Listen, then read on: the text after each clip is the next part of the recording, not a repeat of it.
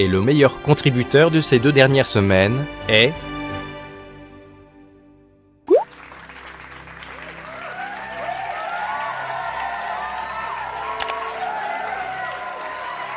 Bonjour, comme je n'apparais pas du tout dans cet épisode, c'est moi qui fais l'intro. Voilà. Générique ?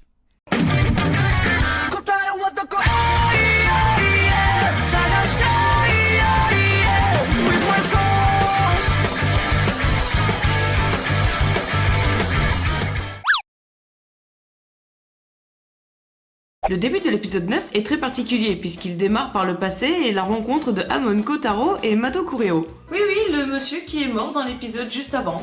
Et c'est aussi là que Amon fait la rencontre de l'agent spécial Arima. Vous voyez bien sa tête là ?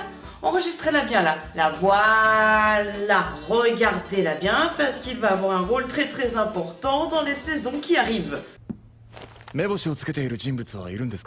Ouais, une meuf que j'ai match sur Tinder. Bref, en gros, nous avons droit à la toute première intervention sur le terrain de Amon avec son coéquipier. En gros, pour vous résumer la situation, Amon pète légèrement un plomb parce que la petite mamie que Mado dit avoir repérée en tant que ghoul est en réalité très très gentille. Pour lui, du coup, il est juste impossible qu'il s'agisse d'une ghoul assoiffée de sang. Et clairement, on peut le comprendre, hein.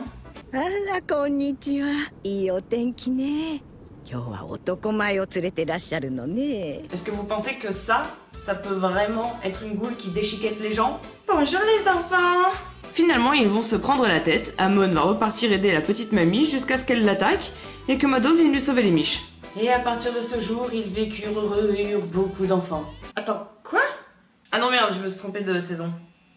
Nous sommes désormais 49 jours après sa mort et Amon se rend sur sa tombe pour lui déposer un bouquet de fleurs. Inintéressant. Après ça, comme si l'épisode était un enchaînement d'informations inutiles, on apprend que Hinami vit désormais avec Toka. Quelle merveilleuse idée pour sortir de la dépression, dis donc. Et on voit également le jour où elle a adopté un oiseau.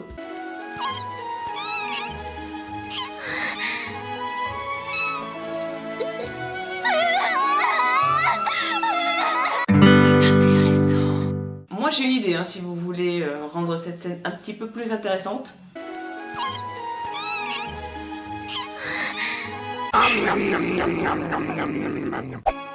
トウカちゃん。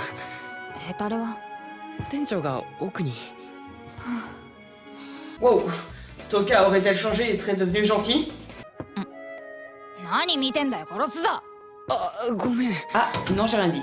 CCG は和州常吉最高議長の決定により11区並びに20区の捜査員を増員しました。これは10のためでバランス崩れちゃったのかな。え？ん？ Wow Il s'est passé quoi là ? D'où Hide il lâche dans le plus grand des calmes, l'équilibre a été rompu. Cette scène, filmée par une caméra de surveillance, s'est déroulée. L'équilibre entre les USA et l'URSS a été rompu. Attention, il va y avoir du spoil de saison 2 dans l'air, donc pour ceux qui n'ont pas du tout suivi, je vous invite à aller vous faire un café pendant qu'il y a le petit logo spoil sur votre écran. Pour vous la faire courte, l'organisation V est une organisation qui agit dans l'ombre et remplit un programme de maintien de l'équilibre. L'équilibre étant une pseudo-paix entre les humains et les ghouls. Kuzen Yoshimura, le patron du café, était un des nettoyeurs de cette organisation. En gros, il devait tuer les humains, les ghouls et autres qui mettaient un peu le bazar dans les principes de base de l'organisation. Il rencontre finalement Ukina, que l'on voit dans la saison 2, et tombe amoureux d'elle. En vérité, elle était journaliste et son but était de couler l'organisation V. Finalement, elle tombe enceinte, elle meurt et leur bébé sera caché par la suite, même si on sait tous de qui il s'agit parce qu'on n'est pas con et que de toute façon, on l'a vu. Voilà, et maintenant la question que je me pose, c'est de 1, comment Hide est au courant d'une organisation secrète qui agit dans l'ombre et qui de 2 te balance que l'équilibre a été rompu comme si monsieur faisait partie du schmilblick. Le gars, sans déconner, c'est le mec relou qui veut s'incruster dans un groupe, mais comme il sait pas du tout de quoi parle le groupe en question, il va débouler et il va dire... Bah à la fin de Death Note, Light il meurt. Et là, pouf, nous avons droit à une petite pirouette de Hide qui tente de se rattraper. ヒデはグールとか結構興味あるんだね。ああ、それはさ。この本が超面白かったんだよ。大食いとかグルメも捕食が活発になった時期に行方不明になってる。ってことはグールの組織が CCG に睨まれそうな連中を粛清したとも考えられるし。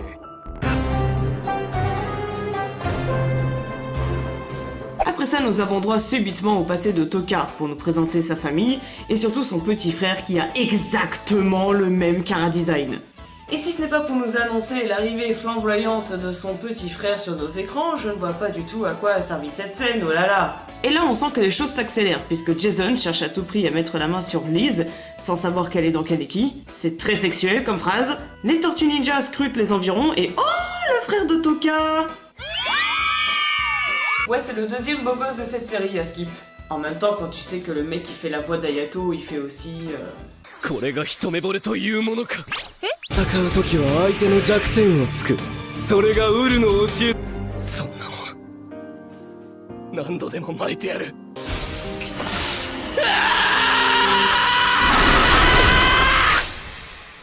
見てるんだから。